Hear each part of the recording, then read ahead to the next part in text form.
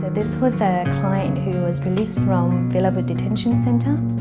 Then he calls me one day and says, look, I don't know if I've done the right thing, but I've heard about this 000 and I was in a lot of pain. So I called 000 and they told me to go to the nearest hospital. Did I do something wrong? And to me, that was a success.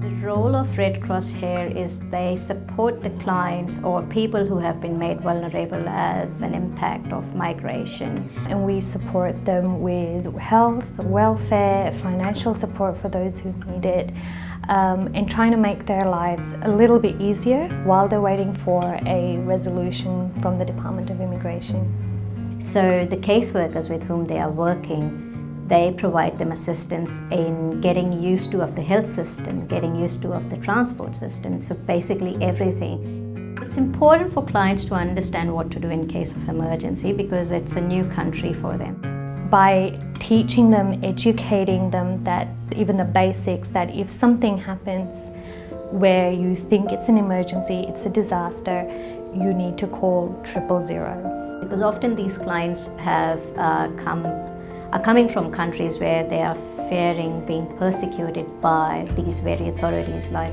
police. I feel it's my job as a caseworker to educate them and say, no, this is what service they're supposed to provide. And we talk to them about what to say when they have contacted 000.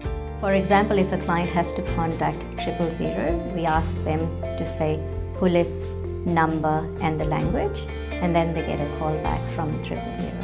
I teach them right at the beginning if I can, or if something happens, if they have an emergency situation, then I start the education process from that point. We are working on disseminating flyers, so we're working on a flyer that has big pictures, drawings that they recognise, and then the number that they need to call for these. So that can include things like 000, Lifeline, SES, and we're presenting it in English because English is what they'll be faced with when they call these organisations.